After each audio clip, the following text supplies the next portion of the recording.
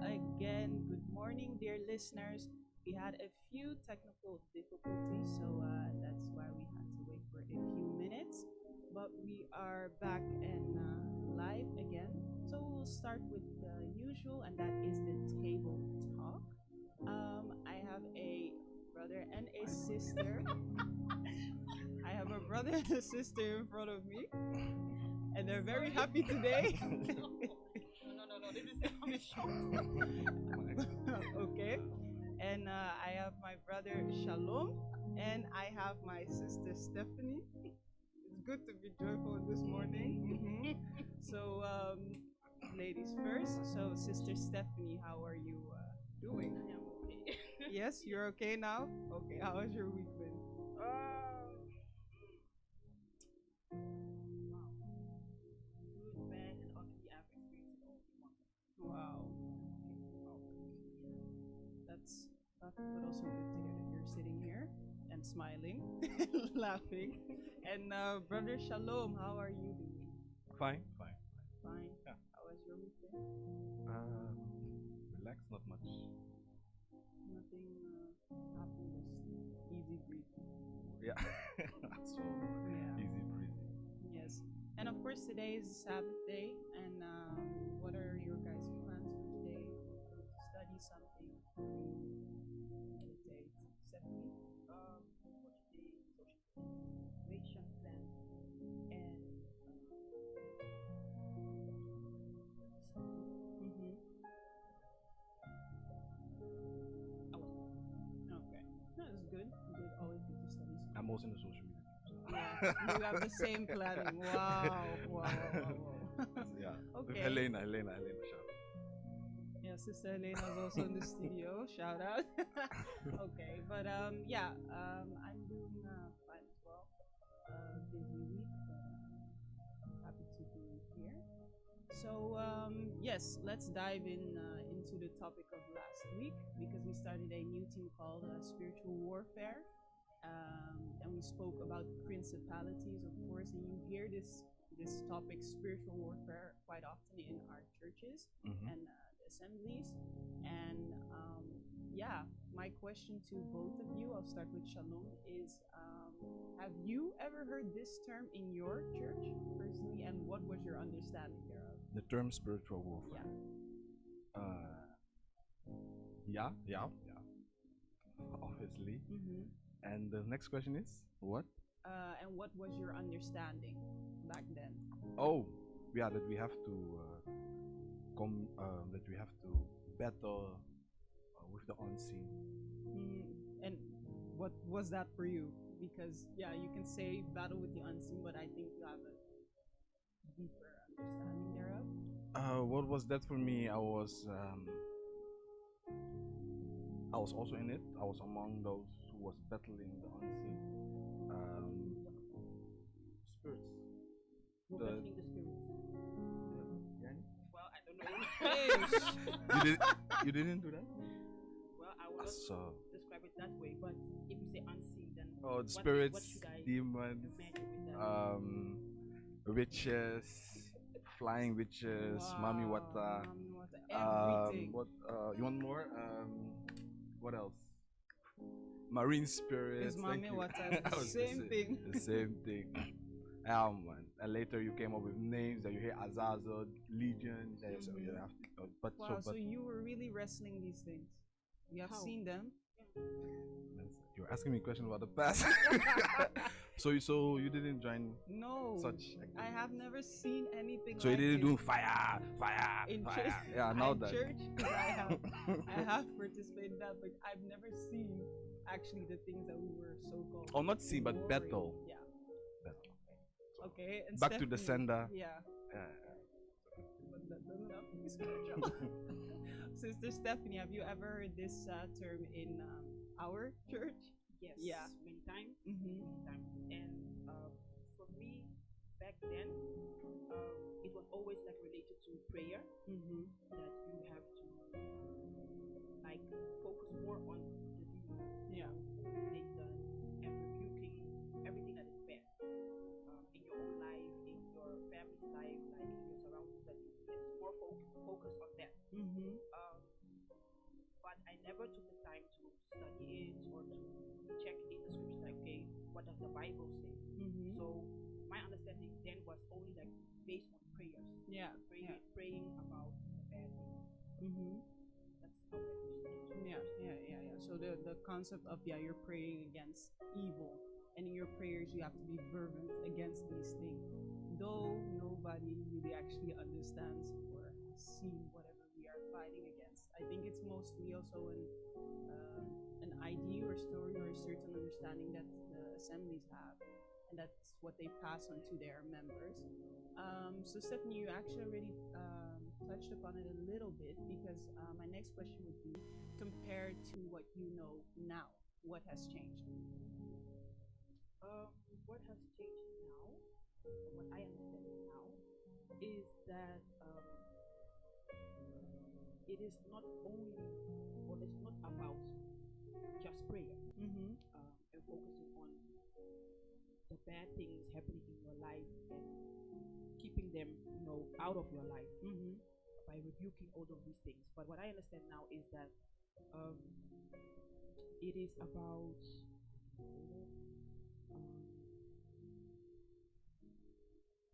because if you like read the whole chapter of Ephesians 6, Mm-hmm. it is talking about some of the equipment that you have to put on, Mm-hmm. that it helps you to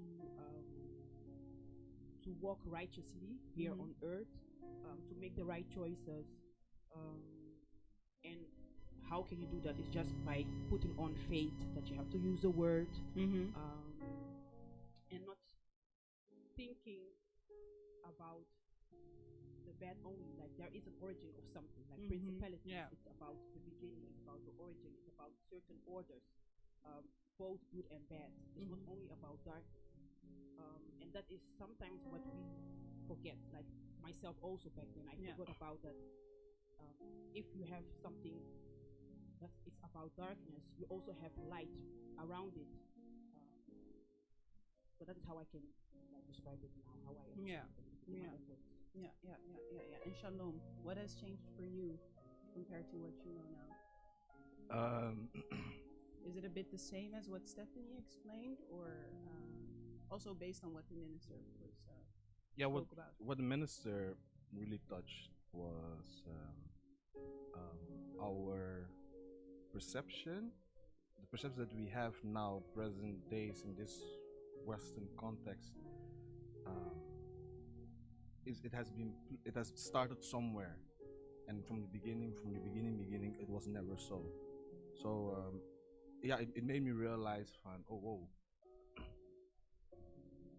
we give so much attention to demons, Mm-hmm. so much attention to fear, and the minister really broke it down. He really brought it down to give rather focus rather on the Most High, rather on the things which we always have heard once. It was a statement I would said. So yeah, that really changed my perception of how to view the creation of the Most High. Yeah, exactly. Because there's always such a negative element Annotation, attached to it, and it shouldn't be that way, because Elohim indeed has created everything. He Good and bad. rules Yeah. over everything, and even when evil is happening, it's Mhm. still under his rule. And I think that's something that people don't really understand. You often also, unbelievers often say then, oh, why are there things like wars and all these evil things? They can't really um, comprehend the idea of Elohim being good, but also creating that evil. For them, it's just like, why would you then create evil in itself? Yeah. So, yeah, thank you for elaborating, sharing what has changed in your understanding thereof. And yeah, it actually also has to do with the scriptures that the brother spoke about. Ephesians 6, the armor of Yah. And we often use that also for our spiritual warfare. So, my question to you is, Shalom, could you mention one part and what the meaning thereof is? That is question number one. One part of the armor of Yah. Yeah, and what the meaning thereof is. You have the shield of faith of shield. Mm-hmm. and all that. Yeah, but continue. That's what I was thinking. You cannot Yeah. mention the shoe. Yeah, you Another cannot one. mention the Another same one. one. I can give you a few minutes time to think about it. Oh, Yes, and then we will be back. There's still some slight technical difficulty, so we are working on it. And in a few minutes, we will be back, and hopefully, Brother Shalom has an answer to which part of the armor of Yah. So we will be back in a few short minutes.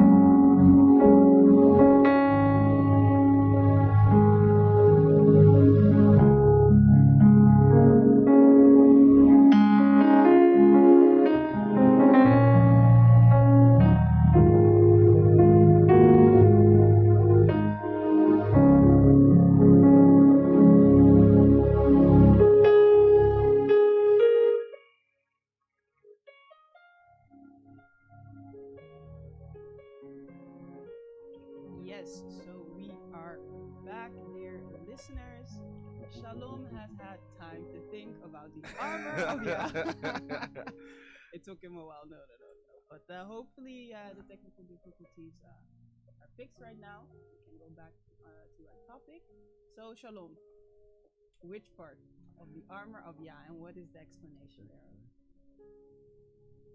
I said the fate of shield, the shield of. You cannot mention that You part. cannot mention that anymore. Oh. Oh, right. You will find out when we mention another. Oh, it was yours, huh? Wow. But I already said it also. I said it. Okay, no shaking. Helmet, salvation of helmet. Helmet of salvation. Yeah, man. Helmet of Salvation. salvation. Yeah. Yeah, and how would you explain? So let's say someone would come to you and had a question about Ephesians 6. Yeah. And each of those elements has a certain meaning. So what would you explain about the helmet of salvation? How does that work?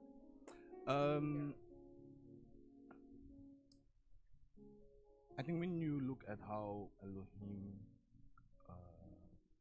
select his people, it's always by grace and by mercy. And also when you look at how the in the days of in the latter days, when you read the Revelation, how you would seal his people, he always have it's a parable attached to it, so that the seal will be then they would seal within the heart or within their mind or in their arms and their hands and so. Mm-hmm. So yeah, then you have to look at the word salvation itself. Mm-hmm. And when you look at how this salvation is taking place, it's more linked to his people really sealing his people, and he always used it as a, with an analogy with their head. And the reason before, because as when you read it also in the Old Testament, they always had to bind the laws also around the head as a remembrance. It was a sort a square black So square it thing. being sealed, or actually as a representation of who his people are, and Mhm. what and the role that they will play, and also because it's bound upon their head, probably has to do with their identity. And Them also with them bring it being always in sealed to remembrance, salvation. bring it into Yeah. remembrance, bring it into remembrance, bring it into remembrance. Yeah. Okay, good explanation. And Stephanie, same question to you. So could you mention one part of the armor and what the meaning there, what the meaning is? The sword Mm-hmm. is the word. Mm-hmm. Yeah. It cuts both sides. Mm-hmm. That's how sharp, how direct, how straightforward the word of the Most High is. Yeah. And also why we need it in our walk is because we can find everything. His word is the truth. Mm-hmm. Is a guideline for us to endure, like go through challenges, everything actually in the midst of the storm. If you have the word, if it is part of you, then there's something that it can push you forward. Yeah. So that is also one of the things that we need. Yeah. True. And I think it's very good that you mentioned that it is eventually the thing that also has to push us forward. If you look at the entire armor itself, I once listened to a preaching that it spoke about you have to compare it to the clothing the soldiers would wear, the Roman soldiers, for example, and it would consist of all these parts, and you would see that every part has its own function. So, for example, the sword itself is the only offensive weapon in the entire armor. So that is the thing that you can use to fight. And then it reminds me of, for example, the Messiah was not necessarily fighting Satan when he was being tempted, but he used the word to rebuke the evil away from him. And in that same sense, spiritually, the word is that which we can use to fight off the evil and the negative things. Or a helmet of salvation. If you would look at that same armor, when someone gets a blow to the head, that is game over for that person. So one of the most important parts also is to have your helmet on your head, knowing who you are, knowing your identity, because if you do not know who you are, you don't know where you're going to. You're kind of clueless in life. And if you would compare it to that Roman gear, you would see step by step why it is so important. And the preacher man also last week said the shield of faith. That is why. That is why I said you can mention the shield of faith. But why is this shield of faith so important? Because he highlighted it as well. Shalom. Why do you I don't think remember that he touched that part. Apart from what he exactly said, but why do you think that the shield of faith is so important? Yeah, what I remember when you read Ephesians 6 concerning with the shield of faith, it blocks rather the arrows of the enemies, and with that you can I think that's the, as you said, this is the first protection which is really in front of thee before you can even enter your own, damaging your whole armor and so. I think for those who watch the movie The 300, one of their main element which really endured during made them endure the war was their shield. So thousands of arrows. Then I remember the scene. Then I think 10,000 millions of people were throwing their arrows, and all that they did was just holding up their shield. So with that you blocks already so many things before it can even come closer to you. And then if your shield is thrown away, then you have to do your then you have to fight and defend, and you'll get wounded easily. So that shield works as a protective field and defense around you. So very good explanation as well. I hope that people at home will also now understand how to read Ephesians 6 and also know how to apply it practically Mm. in their life. And another statement that the preacher man made was that though Satan is the prince of this world, Elohim is the king of this world. Actually already touched upon it, but Stephanie, if you could explain maybe to listeners who did not watch last week's show, what did he mean with that? Um, like there is a difference in order Mhm. between a king and a prince. A king is above a prince. So, with that being said, it is like he is the one who is like in ownership. He is the ruler. He is the one also who allows everything. Yeah. Um, and of course, he knows that there will be a specific day where everything comes to an end, and that the people who are part of doing wickedness, that they will be judged as well. Um, so, yeah, Satan being the prince of this world, that is like for the crowd, for the ones who are living their life in sin, in all bad things. So I think that is how I can explain it and how I understood it. Yeah. Him still being king and indeed Satan being the prince of this world, because we often also hear the statement that Satan has dominion over this world and we're subjected to that dominion. But what do you think of that statement actually? That Satan is the owner, or he has dominion over this world, and we are actually bound to the things on this world. Yeah. Before it was all was given unto Adam, and because of the fall of man, his dominion, or he lost his position of having dominion of this world. And man is a bit jealous of Adam. It pains him. Wow, because of me, all these things has been taken away from him. And now you have seen that in the course of the year, he really perfected his the way he wants to control the world, with with everything, deception, born in deception. I'm gonna listen to the previous team. Born in deception, born in deception, born in deception, and thereby people also give him much more power than he ought to have, as in having belief and faith in that you talk focus on him. You focus on him. Yeah, and that's I find that really sad. That's why I also really like the preaching of last week, because it changed the perception of how we ought to view the world.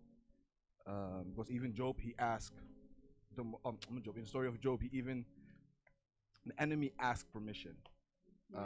So that's already shows how the prince and the world and the king is in place. So man,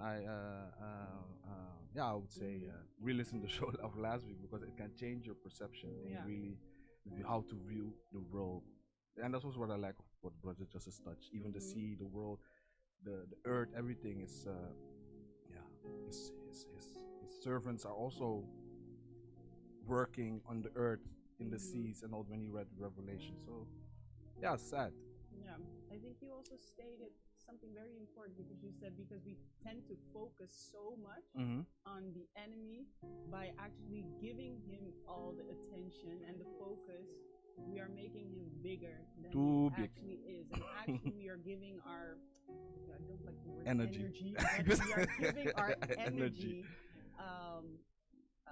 unto him. And that also creates something that we will start fearing, being afraid of, and then thinking that we have to pray against it.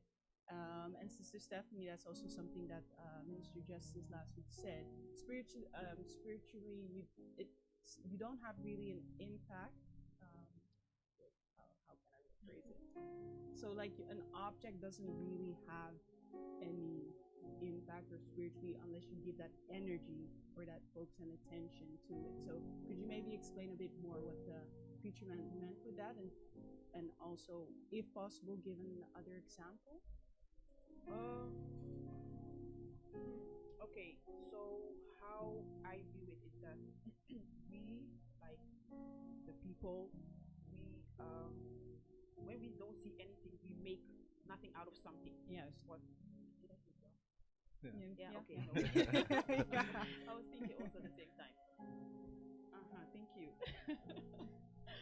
And we also like we are so suspicious. Like superstition is like a big thing in our culture, in our tradition. You can find it there. It is there, and we impart the fear in the younger people.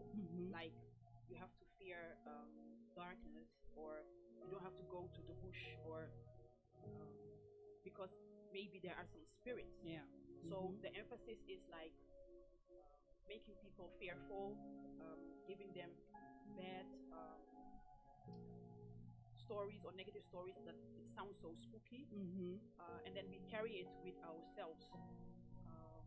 So in line with what you said, is that there are so many things that has been said or pronounced years back, and it is still living with us, and we believe in it, and then we carry that, and we believe in it as well. Yeah. So that is how I want to link that example, and also I think the minister mentioned something about that as well. Yeah.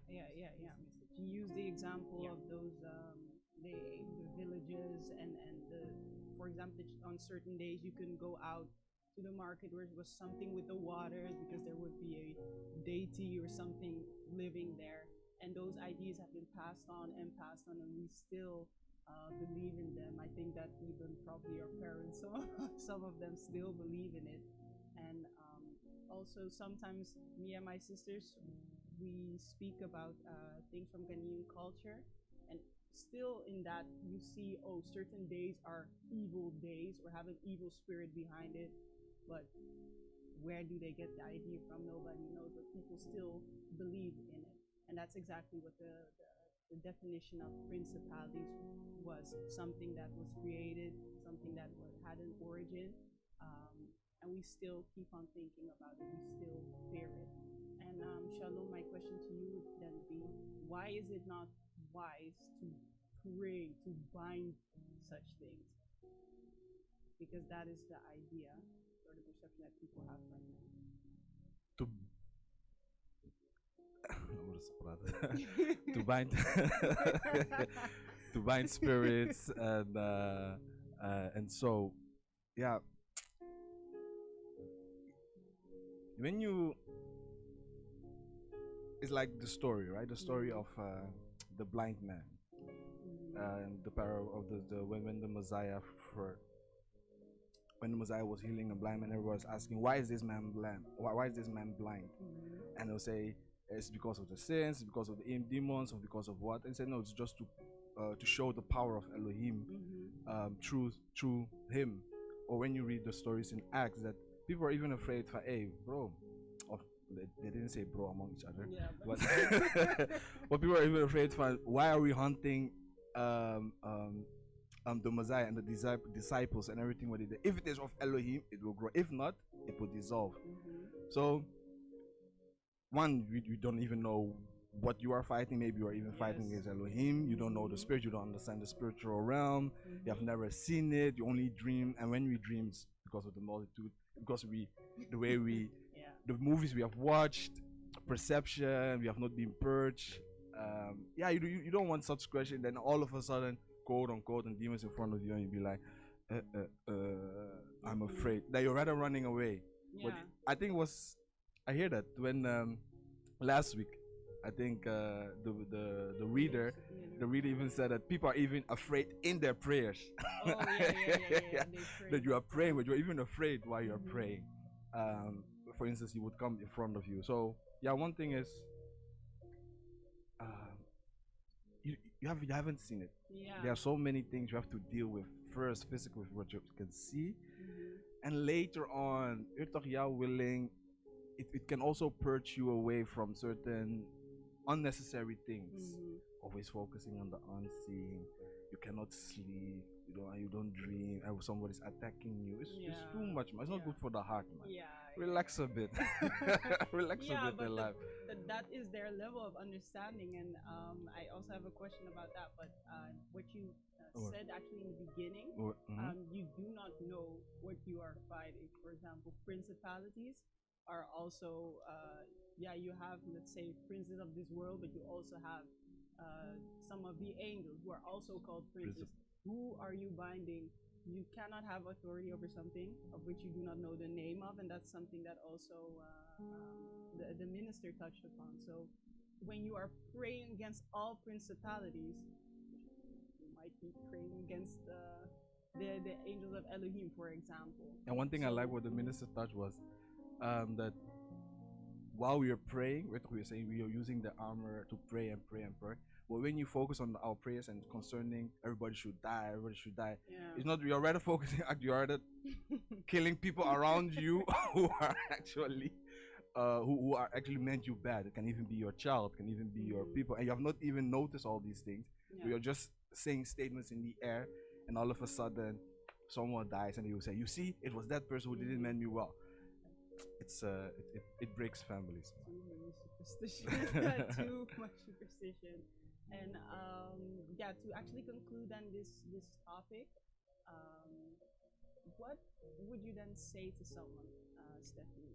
Someone comes to you and said, person feels attacked, feels oppressed, tormented, doesn't know what is happening. That person would immediately go to, yeah, there's some spirit that is tormenting me. I have to fight. I have to go in prayer modes. But what would your advice then be to someone like that? Yeah, good one. Because that person is experiencing Yeah. True. something. Yeah, You We cannot all- say we all you had cannot it. say, oh, Yeah, you don't feel anything. True. I like. Instead of pointing at people or things that happens outside of you, I will first advise the person to look at him or herself. See what are the things that are wrong. If you like take the word as a whole, beside that, like what are the things that are not good? Like you know it in your conscience, it speaks against you. That this is what is against the Most High. Then highlight those things that you can change in your behavior, Yeah. because it's something that you have to do different. You have to step aside the things that were wrong in your life, that you were keeping on doing wrong the whole time. Then I will tell the person that it takes time. It is not just one time that you have seen your whole life, maybe 20 years, 15 years, how many years. So you have to give it some time, even though you have changed your ways.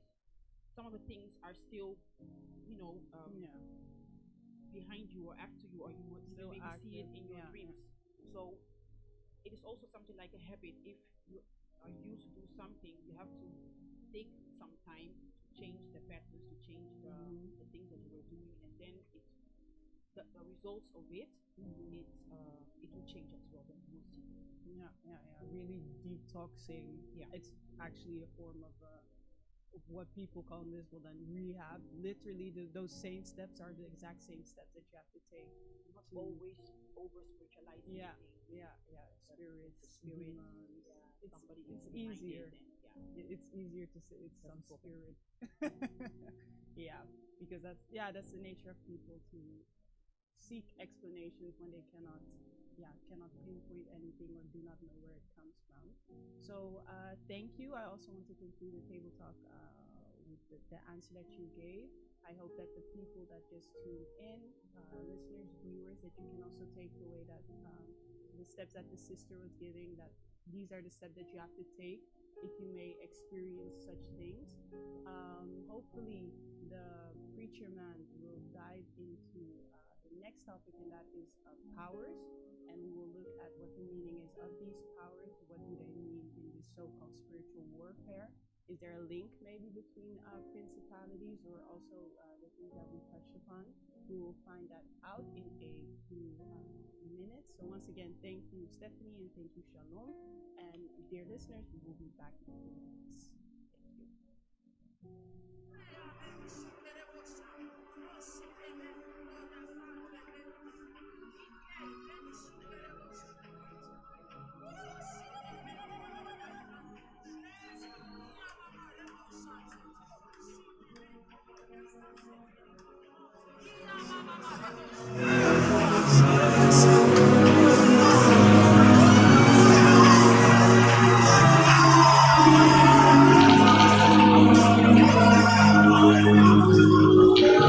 Thank you.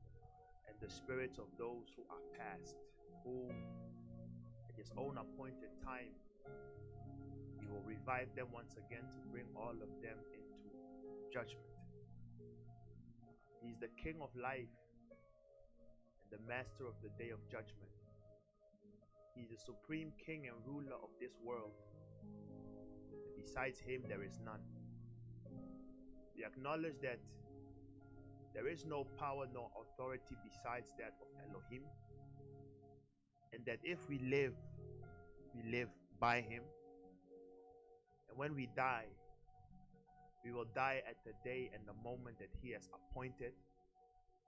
And where we will spend our eternity after that we die is also something that will be determined by Him. All of us here, we are tokens of His mercy. We are the tokens of His imagination and His creativity. And we thank this great one for the fact that He has allowed us, for the fact that He has allowed us to be alive up until this very day. We all know for sure that it is not easy.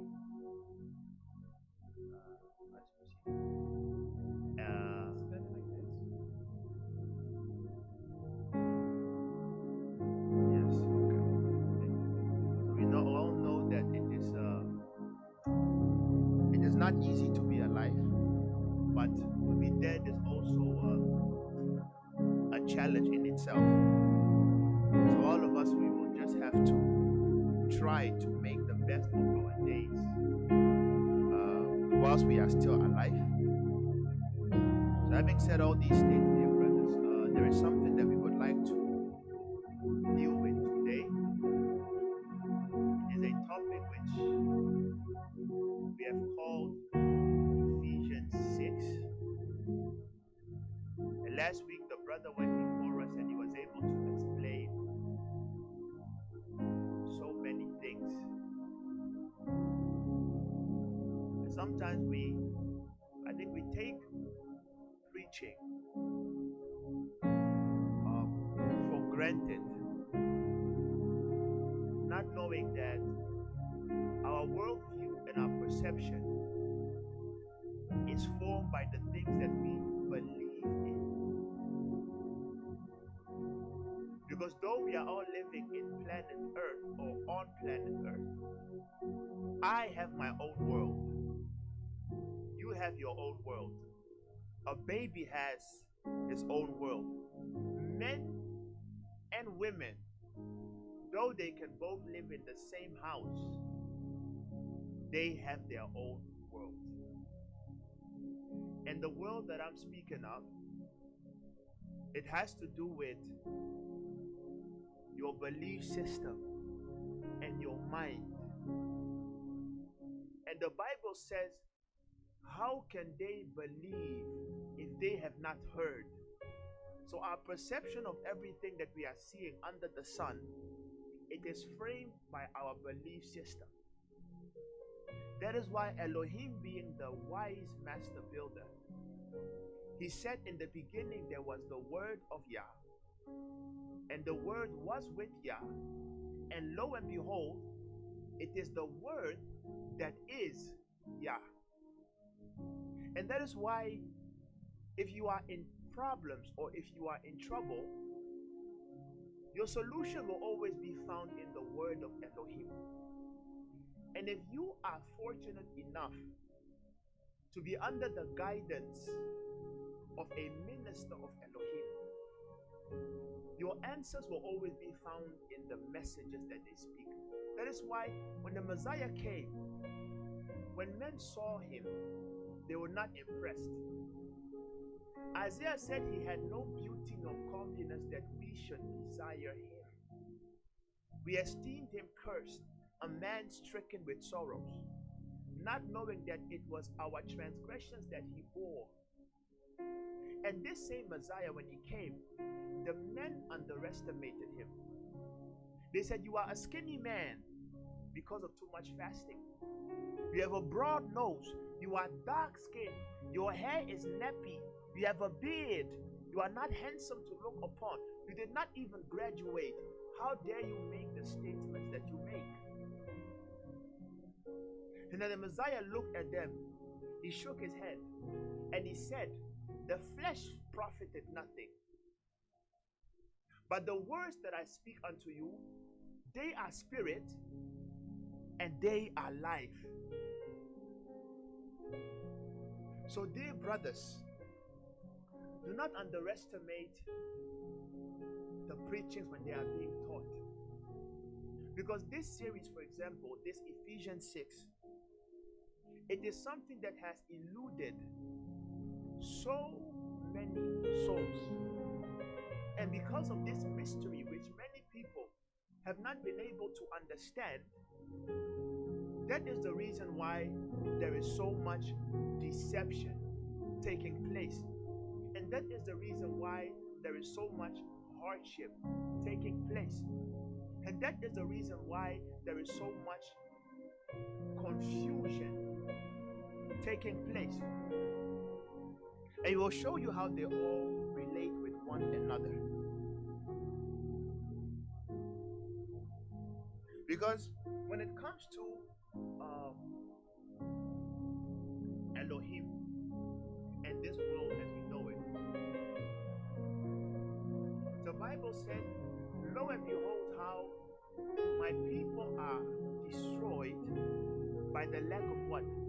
Knowledge. He never said my people are destroyed by the lack of prayer or by the lack of trying. He said my people are destroyed by the lack of knowledge. That is why the number one mission of the Messiah, when he came, he said, behold, I am the way, I am the truth, and I am the life. And then he said that ye will know the truth. And it is not prayer. He said, ye will know the truth, and it is the truth that will set you free. So it is very imperative. What you know will be the what will save you, and what you don't know will be what will kill you. And this is something that many people still do not understand. When they say spiritual warfare, I'm not denying the fact that there is a spiritual warfare. The Bible said, behold, there was a war in, and then the one who instigated the war in heaven was cast down on the. So what do you think he brought? There is an all-out war. So we are not denying the fact. So we're not denying the fact that there is a warfare going on. But this warfare is not something that is something you will fight out with your muscles. It is something that takes place in the realm of your mind. It is a war of knowledge. It is a war of information. So what do I mean by that? Listen. Connected. Listen.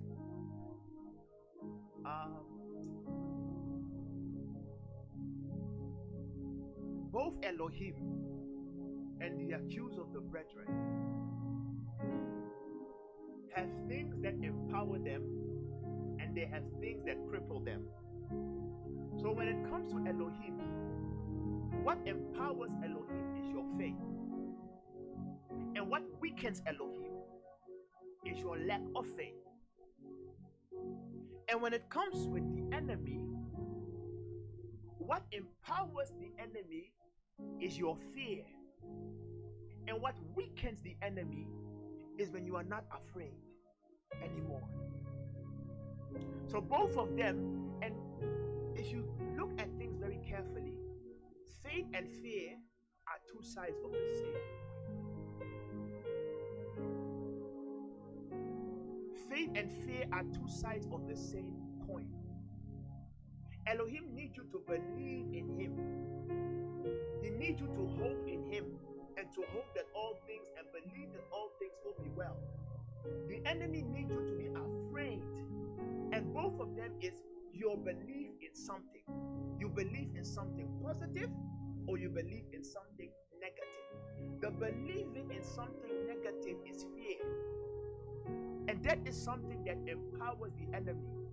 So you will see the enemy will always deploy fear tactics to attack the children of Elohim. And that is the whole of Ephesians 6, which many people do not understand. So by the mercies of Yahweh, we will take our time to pray. break it down and show you how they work, how Ephesians 6 works, how it links to one another, and what your responsibility is when it comes to this chapter. So, Ephesians 6, and we said we will focus on powers. People are like, wow. It is okay. Ephesians 6. First of all, I heard you guys discussing how does the enemy become the ruler of this world. Watch. Ephesians 6. I'm sorry. First give me Ephesians 2 from verse 2. Ephesians chapter 2 from verse 2. Wherein in time past ye walked.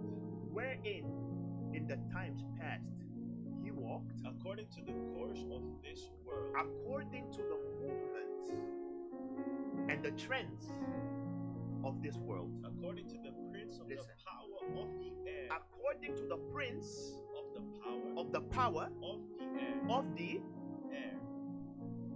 The spirit that now works in the children of disobedience. The spirit that now works in the children of disobedience.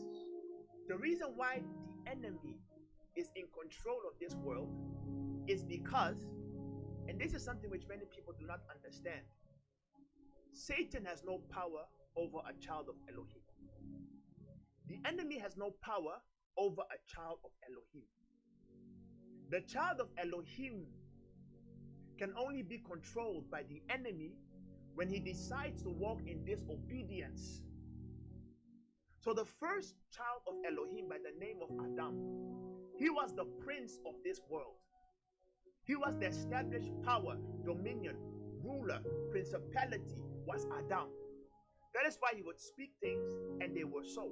He said the lion will be called the lion, and no one could negate that statement. But when he decided to walk in disobedience, what he did was he handed over his power to the enemy, and the enemy took it and he went along with it. So when the Bible said the prince of the power of the air that worketh in the children of disobedience, the reason why the enemy is in control of this world is because the majority of the people in this world are disobedient. So by the law and the rule of majority, he rules this world. Because the children of light are in minderheid. They are less than the population of this world. That is how he rules it. And how does he rule it? When it says the prince of the power of the air, what you have to understand is the air is split into 4 wind directions. We are starting. The air is split into 4 wind directions. So he's called the prince of the power of the air. Just to confirm this,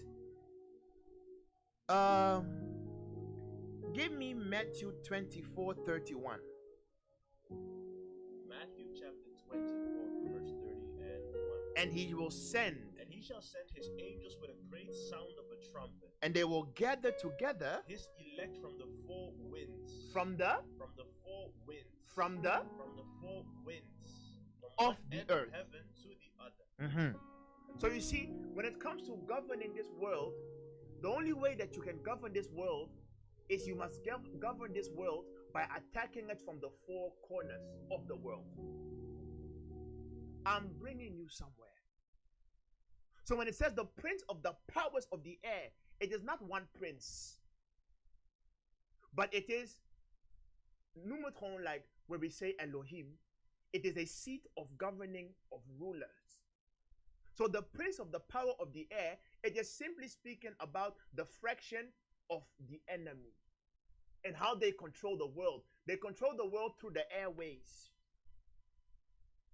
They control the world through the airwaves. And that is the airwaves is divided into 4 wind directions.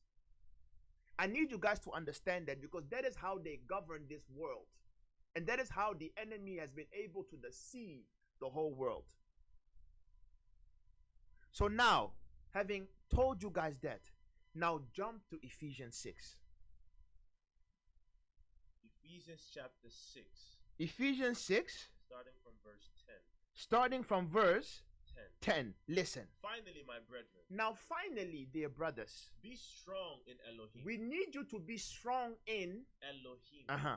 And in the power of his might. and in the power of his might. Put on the whole armor of Elohim. Ye must needs to put on the very armor of the Almighty, that ye may be able to stand against the wiles of the devil. that you will be able to stand against the deceptions of the devil. For we wrestle not against flesh and blood, For our fighting one is not one against another. but against principalities. We are not fighting against another. Your brother has never been, nor will he ever be your enemy. The Bible even commands us and tells us, pray for your enemies. So it makes no sense for you to declare and go into your room and begin to pray and say, any person that has ever offended me must die. What are you doing? We wrestle not against flesh and blood. Do you not know that even the very wife that is yours, there are days where she curses you in her head? Wow. Do you not know even you being so-called righteous, there are days where you despise the Almighty in your mind? That is why Solomon the preacher man said, do not be hasty to speak. Because don't you know that sometimes even you curse out the king? Why do you think he said that? So there will be days that and you will be mad. And you'll be like, hey, why can this person just maybe be in jail for one day and leave me alone? So it is like you are thinking a bit negative about someone. So if your statement was to be followed, then everyone around you would die. And ask yourself, if everyone dies, will this world be worth living? So the devices of the enemy is he puts men against men. And this is not the case. So he said, put on the armor of Elohim, for we wrestle not against flesh and blood. Continue. But for we wrestle not against flesh and blood, but against principalities. I told you guys that there will be 4 wind directions and 4 ways through which this enemy will control the whole world. He said, we wrestle not against flesh and blood, but principalities, which is 1. And against powers. Powers, which is 2. And against the rulers of the darkness of this world. The rulers of the darkness of this world, which is 3. And against spiritual wickedness in high place, which is 4. And I said the word is governed 4. If you look at, for example, directions, that's why it's called. When you use compass, how many directions are there? 4. You have north, south, west. So the enemy strategically has placed himself the CN to these 4 means. 2 principalities, 2 powers, 2 forces of darkness, and spiritual wickedness in high places. So the first was already principality, which means nothing else but the spoken words. Spoken by not just men. It is something which is inspired by spirits. And then through men, it is propagated, and other people. Our family will not move forward. Africa will not move forward. Black people are cursed. See all these things? Those are principalities. And the brother has explained it. But now we will go to the next lesson, which has to do with what? Power. Powers. Now, what are these powers? And the best way for you to understand this, you must understand it in layers. Because let me tell you something, and that's why the brother rightfully said that there is no impact, or the spirit has no impact until something physical has been placed before your eyes. That is the best definition of powers. But we will explain it. But before we do that, you must first understand how all these things are interconnected. And it all has to do with what I explained about mankind.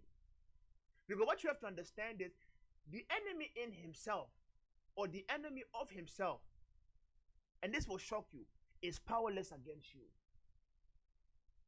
The enemy of himself is powerless against you. Because if he really had power over you, he would have killed us all a long time ago. But the fact that he cannot kill you unless the higher man grants permission means that there is nothing he can do unless something must happen first. And what must happen first is he must first get you to believe in him. He must first get your attention. When he gets your attention and you begin to believe in him, that is how he becomes empowered. That is why the first spirit that always must come must be the spirit of a principality. A spoken word must first be released. You begin to listen to negative things, negative things, negative things. All of the time you listen to it, you listen to it, you listen to it, you listen to it, and it begins to catch your attention. So you start believing in it. And then the second power that comes into play is that of power. Oh. We are having some technical difficulties, so you are not really being, you're not being heard. Oh. So we will be back. Oh, okay. Once again in a few minutes, and hopefully we can then solve this problem. So sorry, dear listeners, we will be back in a few minutes.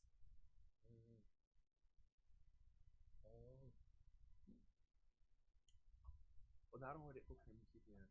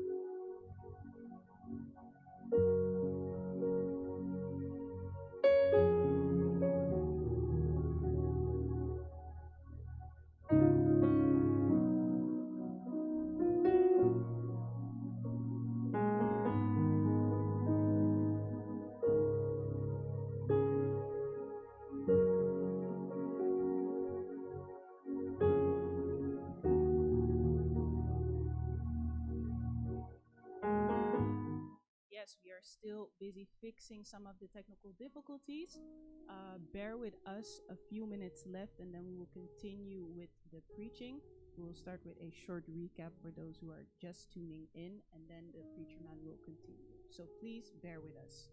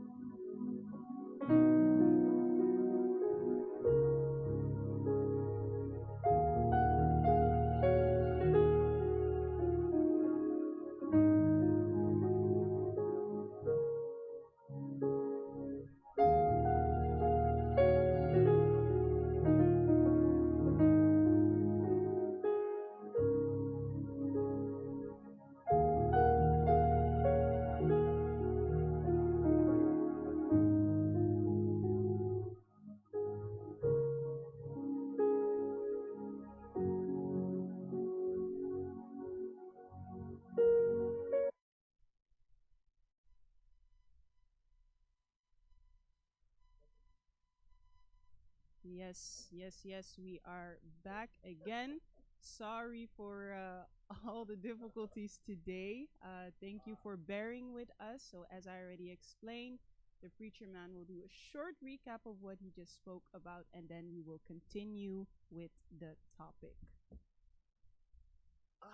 So recap from where? Okay, so we'll do the recap from the four winds. So what I basically said is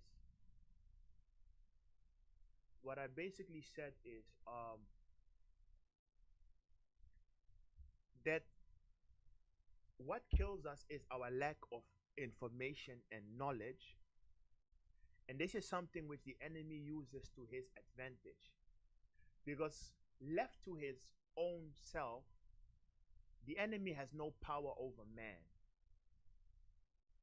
The advantage the enemy has over man is man's ignorance of one, who mankind self is, meaning the potential that is found within us, and then two, the power that the enemy so-called has. So what the enemy then first does is he makes sure that he spreads a lie over the whole world.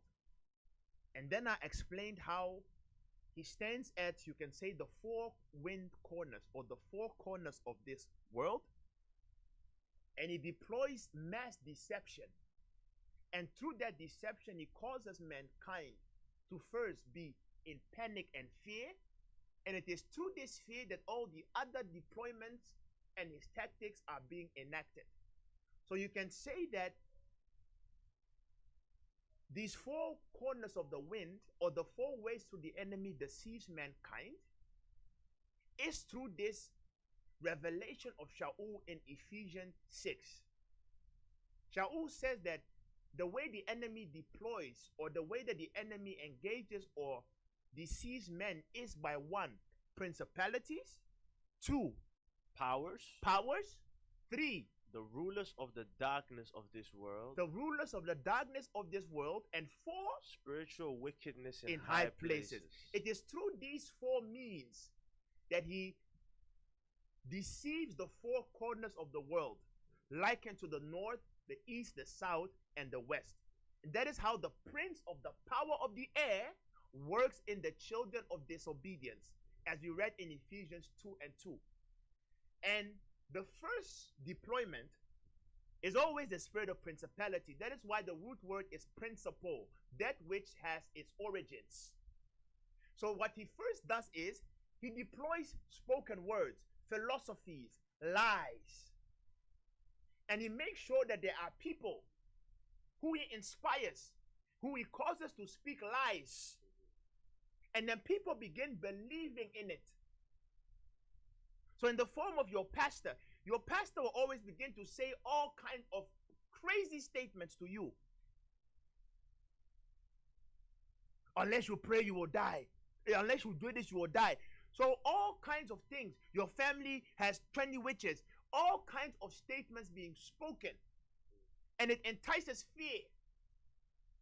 It entices fear. That is principality. And then the second deployment, or prince, let me say prince, being deployed to deceive the world, is that of powers. And what is powers? Powers is nothing else but the physical objects set in place in order to channel your superstition. That is powers. So principalities are superstitions, philosophy spoken by men. When that prince has come, he has done his job. He then tags the other prince. It's like wrestling. But I've done my job, now you take over. That's what the Bible said. When an unclean spirit comes and he sees the place has been cleaned, he then goes, and what does he do? He deploys other spirits. So they work in tandem. So when the Messiah saw the one that was possessed in Gadara, he says, what is your name? He said, we are called Legion. For we are many. For we are with many. That is why if you want to understand this concept of spiritual warfare, both in heaven and on earth, you must try to understand what the concept of warfare is. It works with generals, princes, and foot soldiers. and foot soldiers. So when the superstition has come, he has propagated all kinds of statements. And we, mankind, we begin to believe in it. What he then wants to do is he wants to really use our energy to feed off and be strengthened. So what he then does is he deploys the Prince of Powers. And when this Prince of Powers then comes, what does he do next? Because powers are what? The physical objects set in place in order to channel the superstition. In order to channel the superstition. What example can I give you? The example that I can give you is when you read the book of Daniel. You don't have to go there. I'm paraphrasing because I have not the chapters to give. When you go to the book of Daniel, there were superstitions in Babylon. People must eat this. People must pray at this time unless you will die. There were many kinds of superstitions in order to praise the god of Babylon, who was named Bel and Nebo. And then, when that spirit of superstition became strong, and it went to the maximum of its powers, the Bible said, and behold, there was an image that was made in Babylon. And all people had to come at a certain time and worship this image. That is the physical manifestation of a power. That is the physical manifestation of a power. So take it into our time. An example I can give is like, I know that in Europe these things are not often spoken. That is why culture is so important. That's why when you recognize our culture, it will be much simpler and easier to understand the Bible. If you go to the villages in Africa, or if you go to the villages in the islands, Fiji, wherever, you often see, let's say people go to a shrine or to a fetish priest or to a bonuman, whatsoever name you want to give it. First of all, the bonuman has many superstitions. When you come here, you are not allowed to eat this. You're not allowed to eat fish on the Friday. It's like the Catholic people. You're not allowed to eat fish on the Friday. Some people, you're not allowed to enter through the front door in the night. You have to enter backwards. Some people, at 7, you're not allowed to walk outside because then spirits will follow you. Some people, they say when you are coming into the night in a house, don't walk frontwards, walk backwards, and then remove the footsteps. Otherwise, spirits will come into the house together with you. These are superstitions spoken of, principalities. The next in line then, you then go to the fetish priest. And what do you often see there? You see that there is an altar erected for an idol. Or you see a doll erected for an idol. And your belief system in that wickedness is being increased because of that image you see. And that is a power. That is a power. A physical object placed in front of you to channel that superstition. But that idol, you see, in and of itself, it has no power. What makes it strong is you. And that is the mystery. That is the very mystery. So the advantage of the enemy over you is you believing that he is strong. Not knowing that, the moment you stop believing in it, nothing happens. But the moment you start believing in it, it happens. Why? You don't understand that you create your reality, not them, you. That is why you will see the Bible says, whatsoever a man thinketh, he becomes. Whatsoever you channel your energy on, you see it manifesting. And this is the deception, the grave deception that has many of us fooled. The grave deception that has many of us fooled. So the enemy is then putting us against another. So when we were yet ignorant, I remember every time we wanted to pray and focus on the enemy, all of us would quote Ephesians 6. We'll be like, all right, guys, we are about to engage in warfare, the Bible says we ought to put on the armor, and then we start praying. And listen to our prayers. We put on the helmet of salvation. We take with our left the shield of faith, through which we will be able to quench the darts. With our right, we take the sword of the Spirit. We put on the breastplate of righteousness, and now we engage. We bind every... But that is not the statement there. And I began to pray that because it is written, we wrestle not against flesh and blood, we wrestle against principalities, we come against every principality, and we would say like, we bind the powers. We come against spiritual... Look at the nonsense. That is why we could not move forward in life. But now when you understand Ephesians 6 from the context, you're like, wow, this has nothing to do with prayer. It has all to do with understanding. You do not say, I put on the helmet of salvation. How? You do not say, I put on the breastplate of righteousness.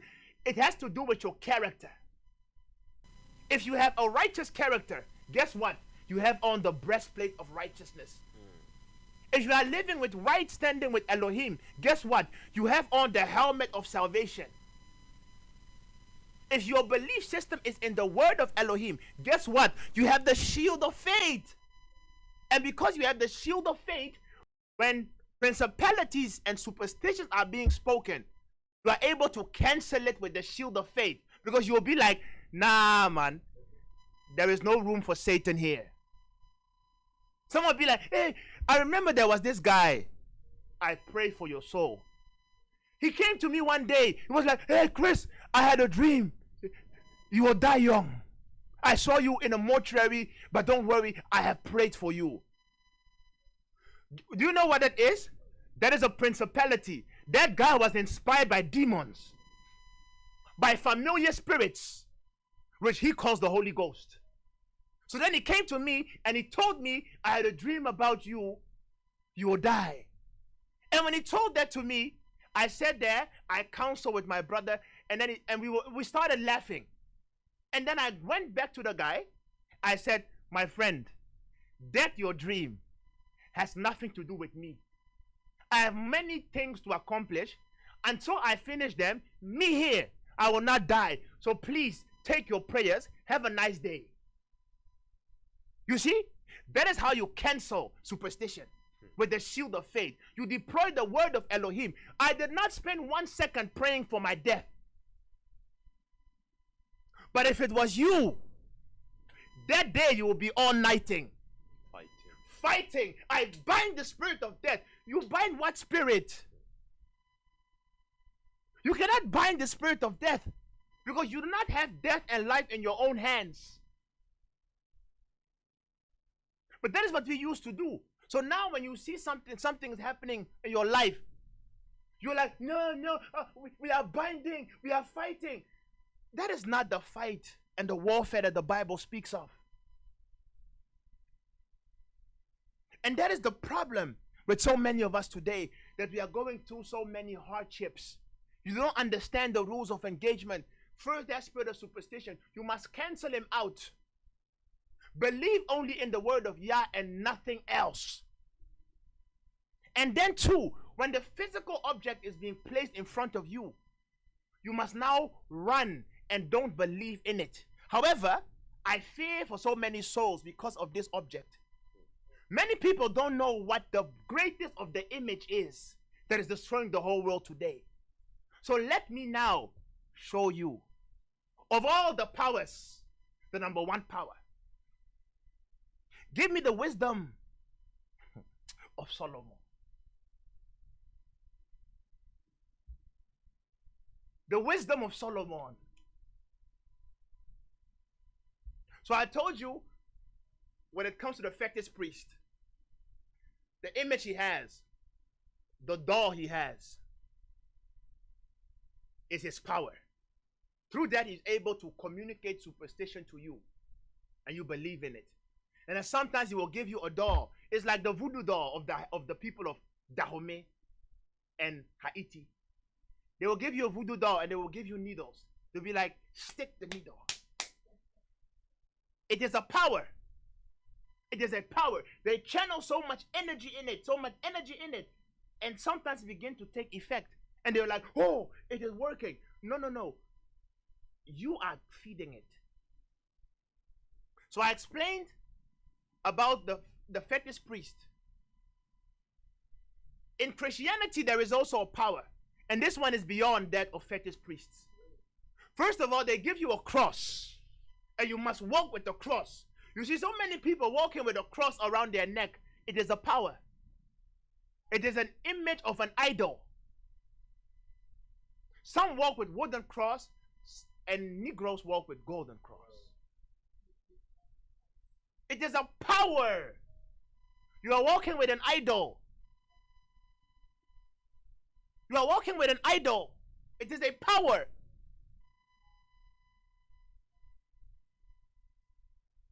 And the danger with this is,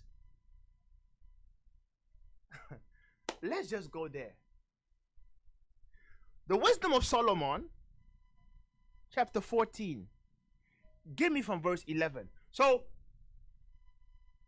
you can replace power with the concept of a what? Of an idol. An image made to worship. Right? Okay, continue. Before we go on, we have a question on YouTube. I think a sister, Comfort Tabiri, and the question was, what about the prophecy of Hezekiah's death, based on what you explained? And that is the tricky part. You went a bit ahead of me, dear sister, but it's no problem. And that's the tricky part. All truth and every spiritual principle is the same, both for righteousness or the angels of truth and for darkness, the angel of light. So when I spoke about the four corners of the wind, there are four princes of darkness that operate these four corners of the wind from the darkness perspective. But there are also four princes of light that operate and govern the four corners of the wind from Elohim's perspective. Then we know by the name of Gabriel, Michael, Uriel, and Raphael. But that of darkness, it is up to them. But so when it comes to the principles with regards to principalities, powers, rulers of light, there is also on the other side of Elohim. That's why I said you have on the darkness side, you have fear. On the side of light, you have what? Faith. So Elohim also has ministers who also speak and pronounce, and they make announcements. And the Bible says, I think, believe in Elohim, you will be established.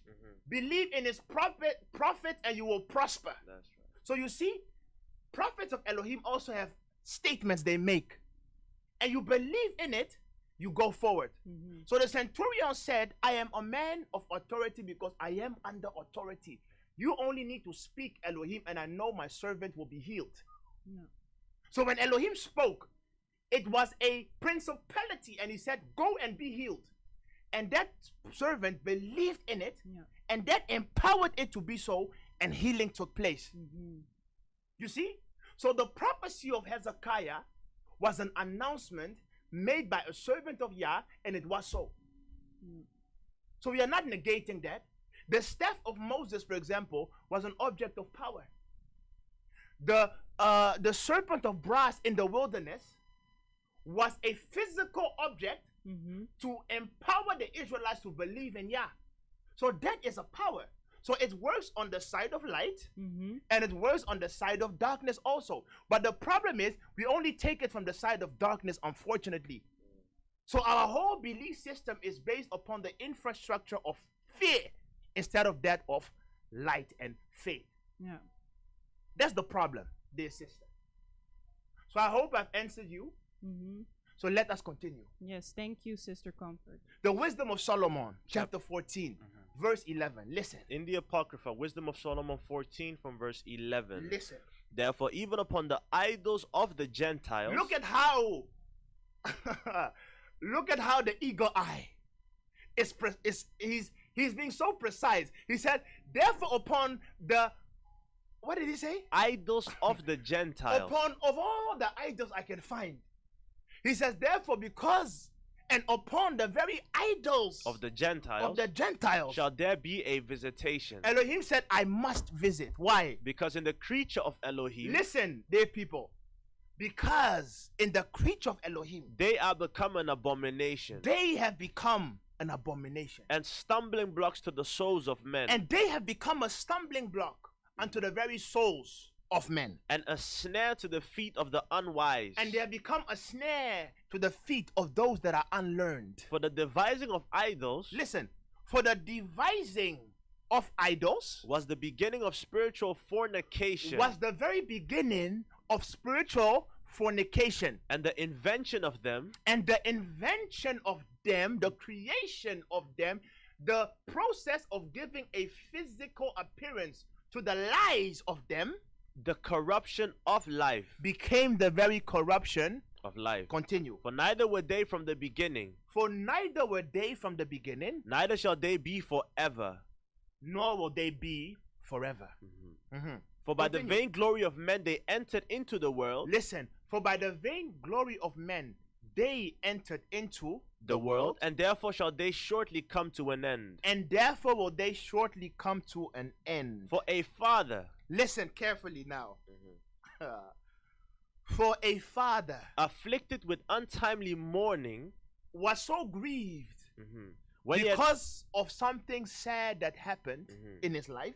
when he had made an image of his child soon taken away, When he saw his child was about to die, he was so grieved that he decided to make an image of the son that was about to die. now honored him as a god, And then he elevated this image of this person to the status of a god. which was then a dead man, But however, he was nothing else but a dead man. and delivered those that were under him ceremonies, And he delivered those that were under him. ceremonies and sacrifices. These ceremonies are the superstitions, and the sacrifices are being brought to that image. Thus, in process of time, Thus, in the very process of time, an ungodly custom, this ungodly custom grown strong, grew strong, was kept as a law, and it was kept as a law. and graven images were worshipped by the commandment of kings, And then graven images were worshipped by the commandment of kings, whom men could not honor in presence, whom men could not honor in present. because they dwelt far off. They took the counterfeit of his visage, They took the counterfeit of his face, his visage, and made an express image of a king whom they honored, and they made the very express image of the king whom they honored, to the end that by this their forwardness to the end that by this their wickedness, their corruption. they might flatter him that was absent as if he were present. Go ahead. Also the singular diligence of the artificer And then the cunningness of Michelangelo. did help to set forward the ignorant to more superstition. The cunningness of Michelangelo. The cunningness of the artificer, the demonic inspiration through Michelangelo. Did help It helped to set forward the ignorant to spread the ignorance to more superstition. to more what? To more superstition. You see? Go ahead. Go to verse 21. Verse 20 and 1. No, continue until verse 21. Verse 19. Uh-huh. For he, For he. peradventure willing to please one in authority, forced all his skill to make the resemblance of the best fashion. And so the multitude, allured by the grace of the work, took him now for a god, Took him now for a god. which a little before was but honored. Go ahead. And verse 21. Verse 21. And this was an occasion to deceive the world. Wow. And this was an occasion to deceive the very four corners of the World.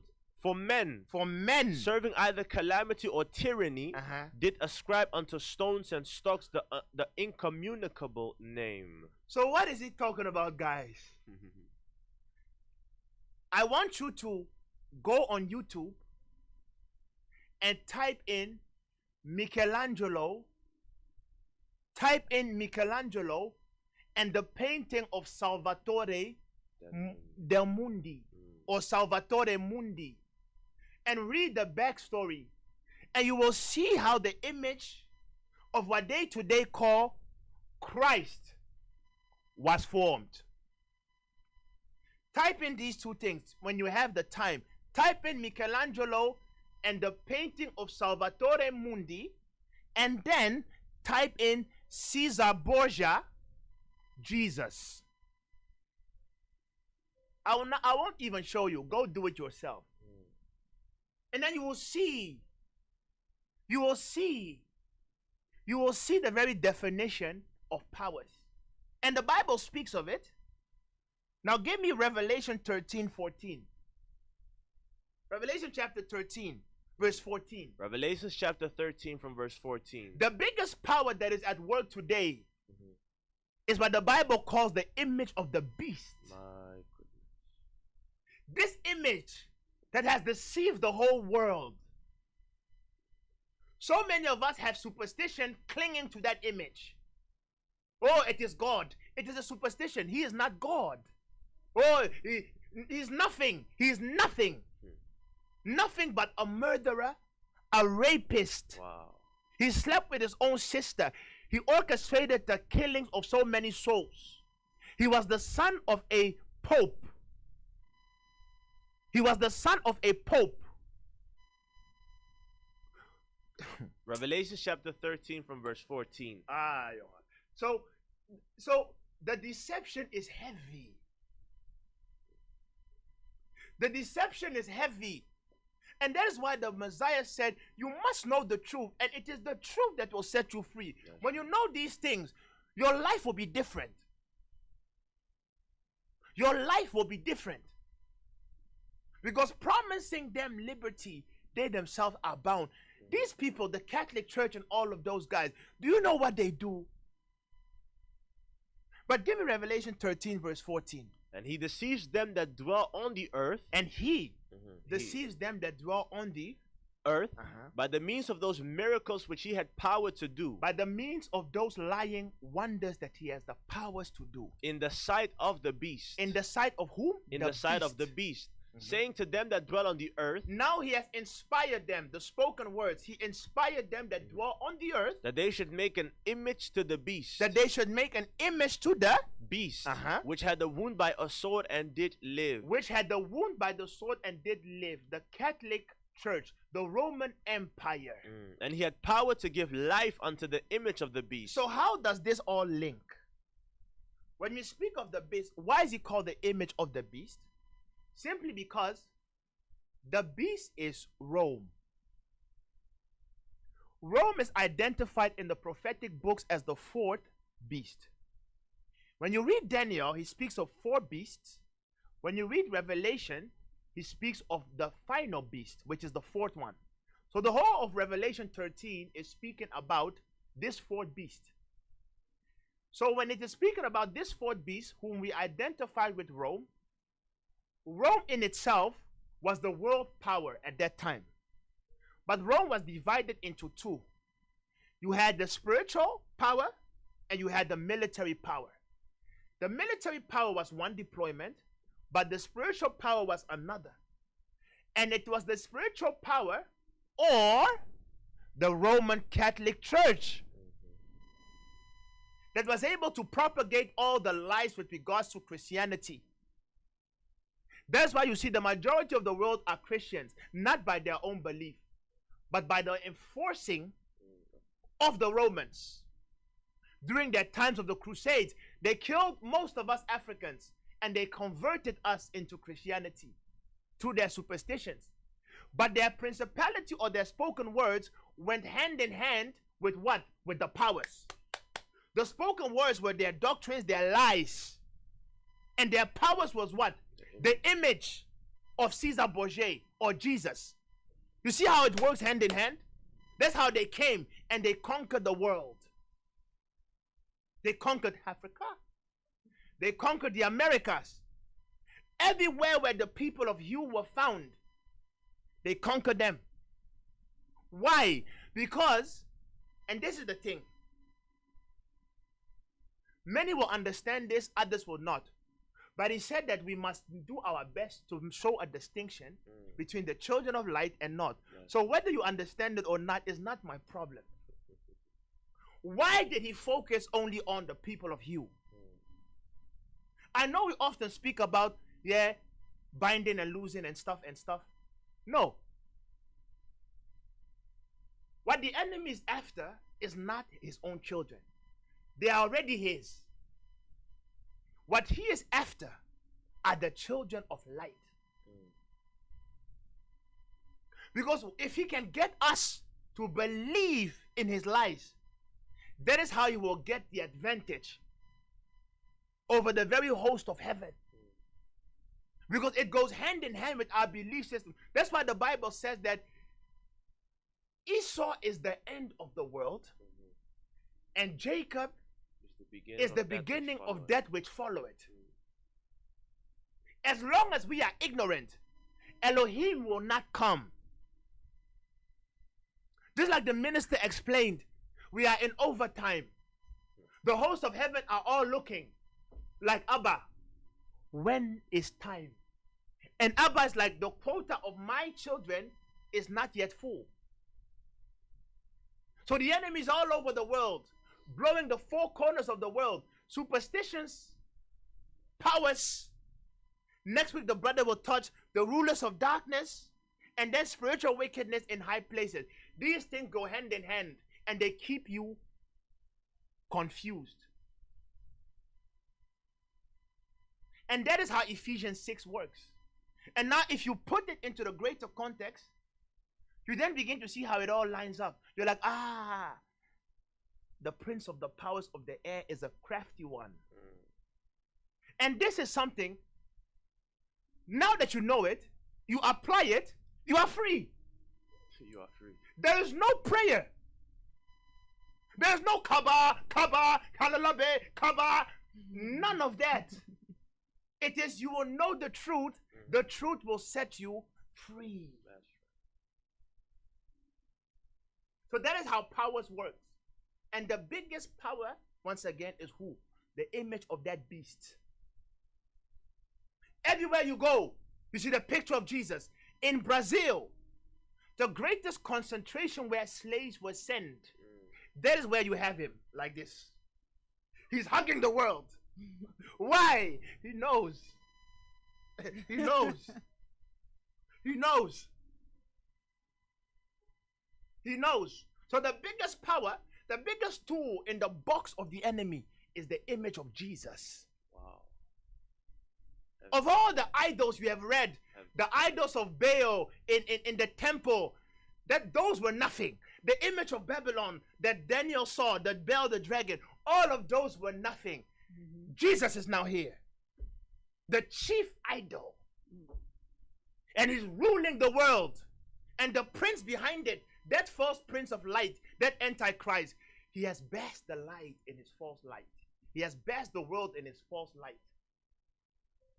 Wheresoever you are, you encounter him. When it is Christmas Day, they watch movies about Jesus.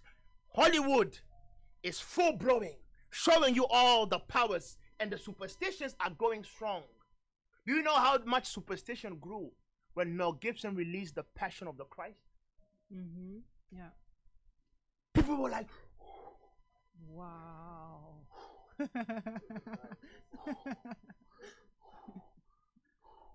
Too much.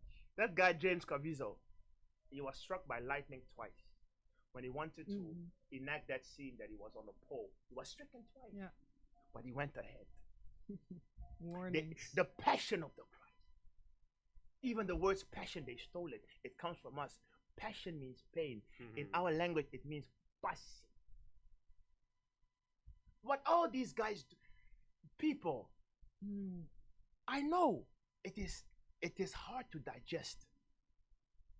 But that's why Shaul said, we are not ignorant of that's the device. Children of Elohim, you must do your utmost best not to be afraid. That's why when the enemy come and these pastors operate in the church, what they use is they use fear on you. They make it seem as if Elohim is so insignificant and that Satan is so strong that now all that they are teaching you is to defend. They're not even teaching to defend your position. They are teaching you to barely make it alive. Because everything is, be careful, otherwise the devil. Be careful, otherwise a witch will steal your blessing. It is never be careful, otherwise Elohim will punish you. Never. You see? So we have put Elohim aside. Instead of us to work with faith, all that they do is they deploy fear on you.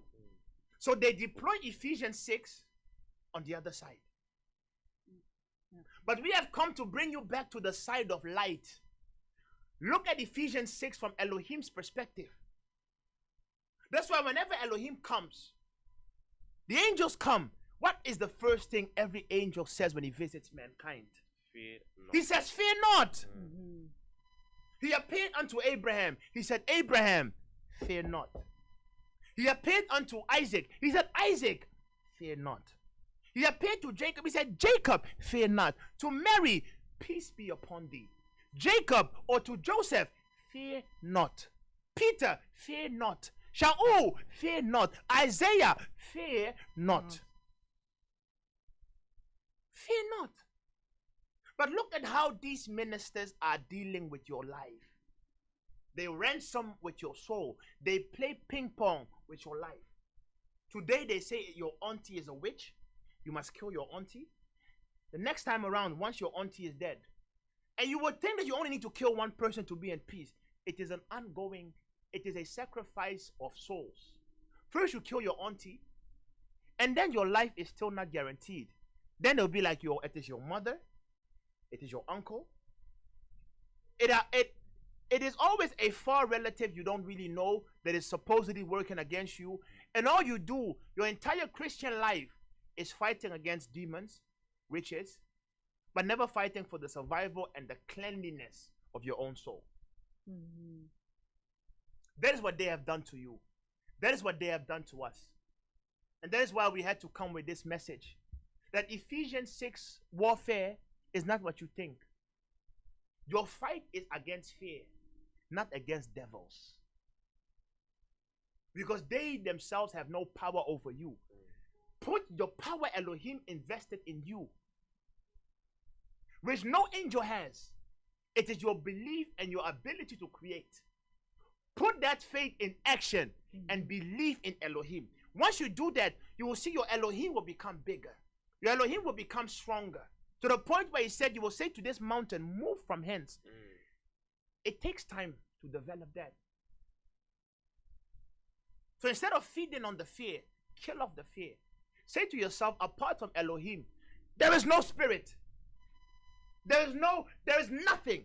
Say to yourself, everything that happens to me, it is only by Elohim and Elohim alone. And then look at how your life will change.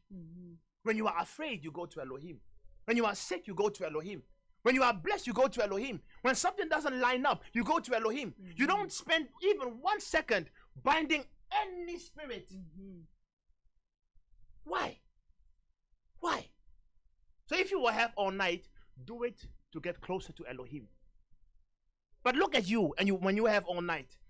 Your all night is you don't even call it all night.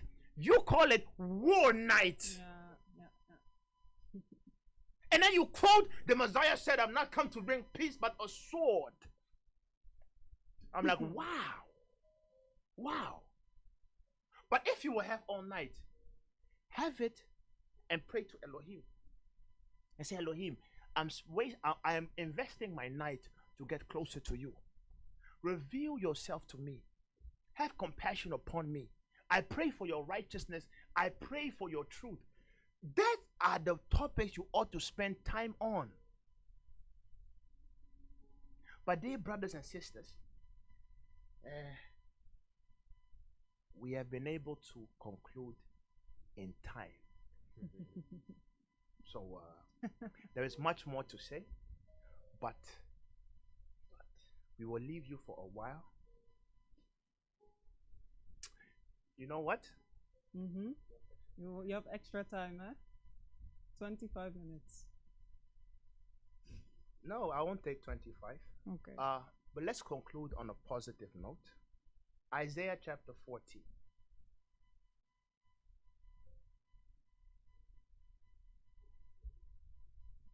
Isaiah 40. From verse 18. Isaiah chapter 40 from verse 18. To whom then will ye liken That is Elohim? the question. He says, to whom will ye liken Elohim. the Almighty? Or what likeness will ye compare unto him? Or what? I don't understand what has happened to the church. I really do not fathom, but I think it was not meant for us to fathom. That's why the Bible said, you have not yet fathomed the depth of Satan. Just look around, especially the senior women. Everything in life has to do with witchcraft to them.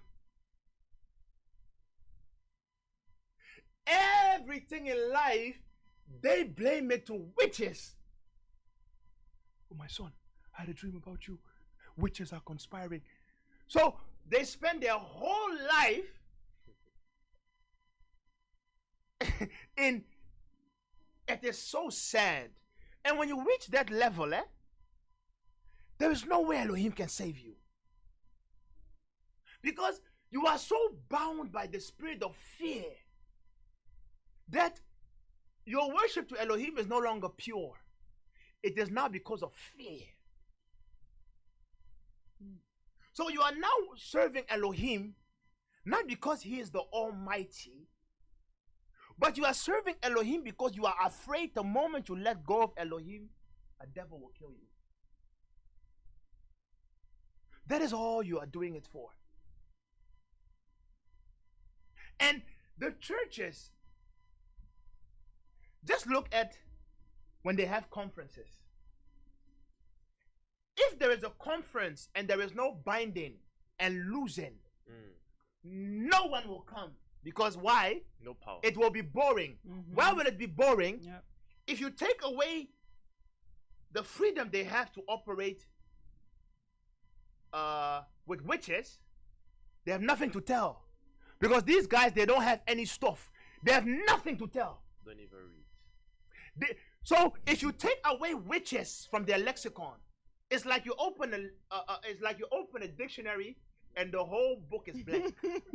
You go to the entry of W witch, the page is full.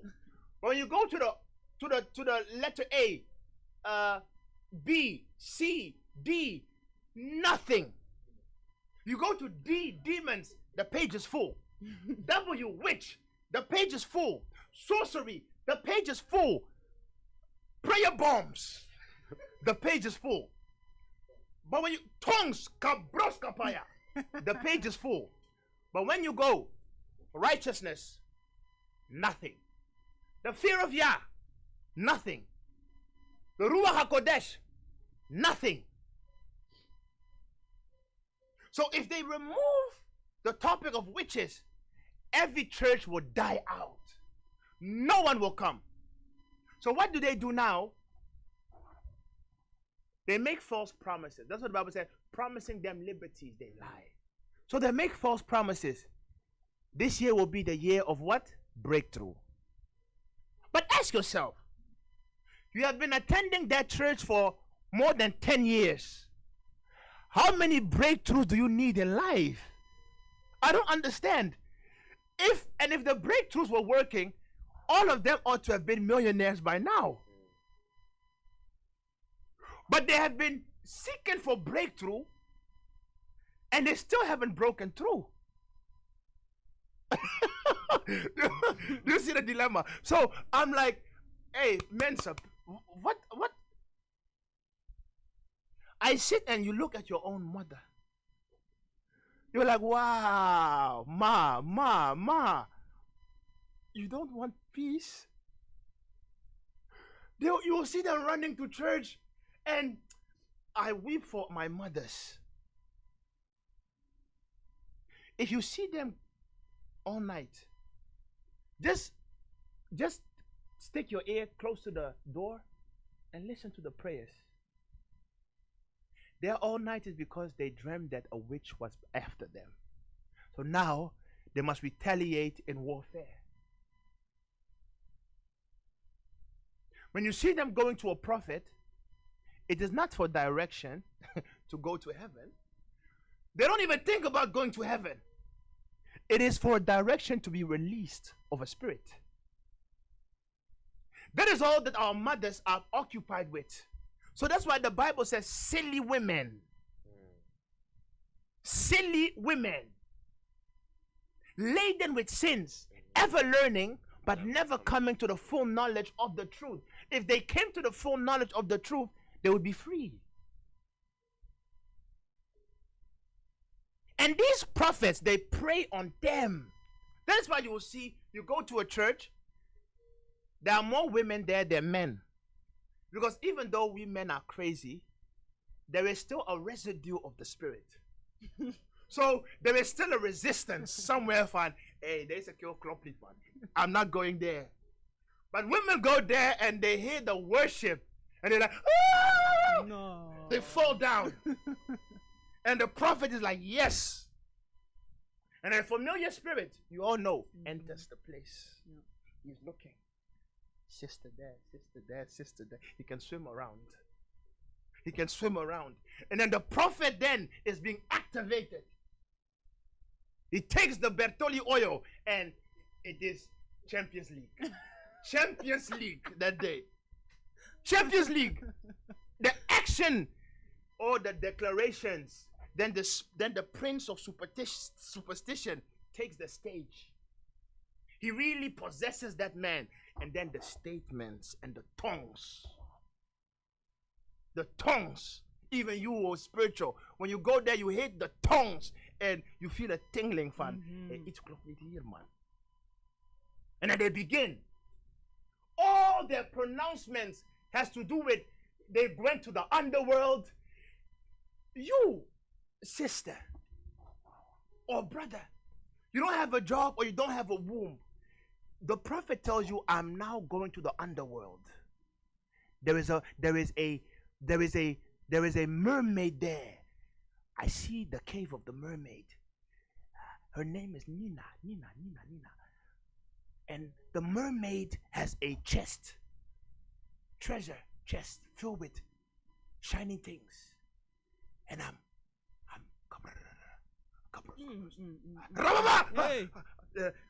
open the chest. I see a womb. Should I take the womb? And then the lady's like, yes, it's my womb. It's my womb. He takes the womb. He's like, I have returned the womb to you. And then the lady is so happy. So then you are happy because a so-called prophet went to the underworld, took a womb that was lying there for years, and then he gave it back to you. And you think that the child you will bring to life will be a human being. Not knowing that you will bring to life a demon. Yeah. Why would Elohim, who spoke and things came into being, will need to recuperate the womb somewhere in darkness? And why would he just not say, let there be a new womb? And there was so. And there was so. You see, Ephesians 6 has destroyed so many souls. It has destroyed so many souls. And so many churches are based upon the principle of this spiritual warfare. In Congo, we have a church. It is called Komba. It simply means war. The church is called war. And the very concept of that church has nothing to do but with deliverance. So everything entails about deliverance. A few years past, the two founders died. Combat spiritual. That's how it's called. Spiritual battle. Wow. The two founders died, but the church is still waxing. This is no life. If all that you have to do is everything around you is about witches, why would Elohim place you under such torment? It's no life. So you look at your mothers, you're like, it is so. Oh, our mothers. It is so sad. Mothers, there is no witch to fear. You fear witches more than you fear Elohim. There is no witch to fear. Elohim is not an antidote against witches. Elohim is Elohim. He wants to be praised and worshipped because of him, not because of witches. So, dear brothers and sisters, remove this thing from your mind. You are wasting precious time. You are wasting precious time. So continuing, whom will you liken? Isaiah chapter 40 from verse 18. Elohim is now speaking. He's saying, hey, stop all the distractions. For whom will you liken? Unto Elohim. Go ahead. Or what likeness will ye compare unto him? What likeness will you compare unto him? The workman melts a graven image, and the goldsmith spreads it over with gold, and casts silver chains. He that is so impoverished that he has no oblation chooseth a tree that will not rot. He seeketh unto him a cunning workman to prepare a graven image that shall not be moved. Have ye not known? It is so grievous. It is so sad. There is even a statement they say, and they are like, Elohim takes too long, and there is no result. But the fetish priests, they produce. So there are many people even. Wow. They have come to realize that these pastors are lying, and these pastors are consulting fetish priests.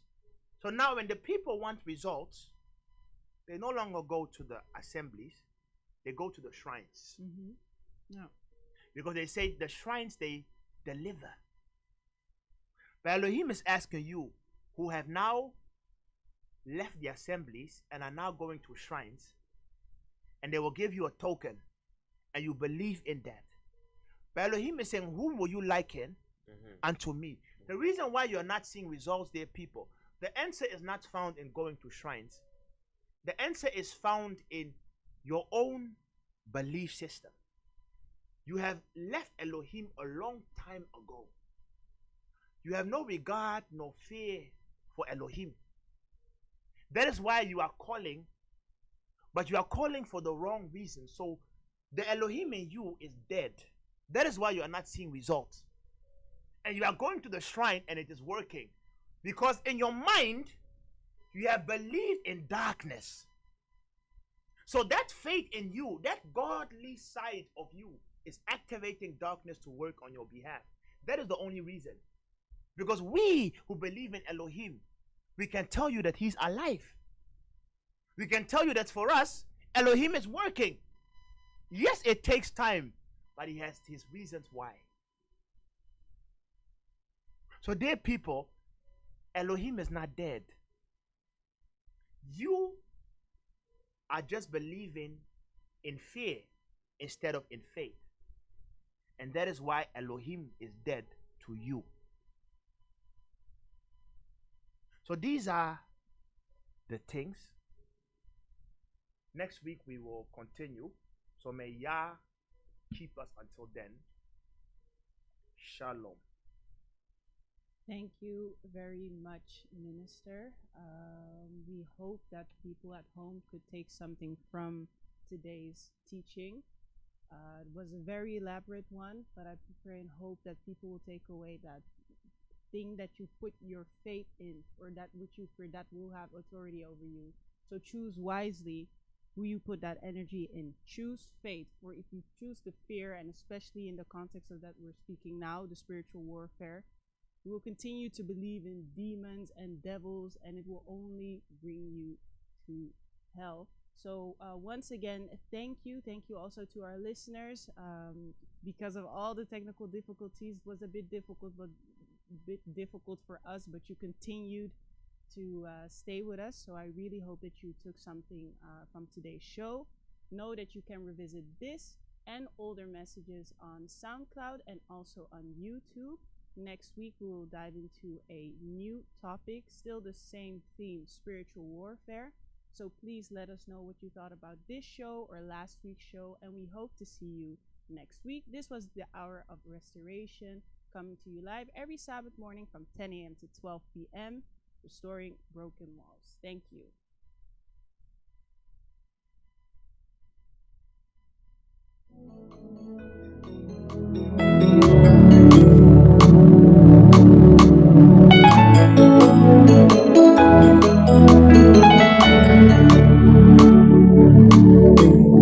Toi à qui je dois tout na yelio motema na ngai,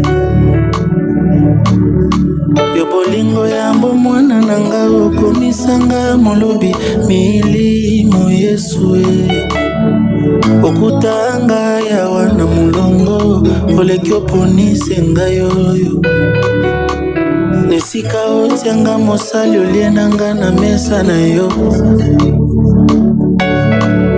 mbai bakana ngai oyo kobeba bakotinga na zoyemba bilombe bakananga na bitumba bakutinga pembeni na yo eyebana ya yo eyebana na yo nakoma ya yo eyebana na ya yo bolingo motema na ngai eyebana nazaya